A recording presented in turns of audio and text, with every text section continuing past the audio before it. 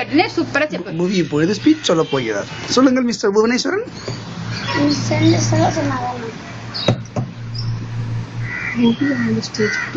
சொல்லிட்டாமா. வணக்கம் வணக்கம். என் பெயர் கே புவனேஸ்வரன். என் ஊர் நாளோட பெரிய கிராமம். அழகான ஊர். பசுமை இளவய சுற்றி உள்ளன. மக்களுக்கு 4000 இருக்கும். பழைய கோவில்கள் உள்ளன. நீச்சலுக்கும் பொன்னிற்கும் நடுவில் உள்ளன.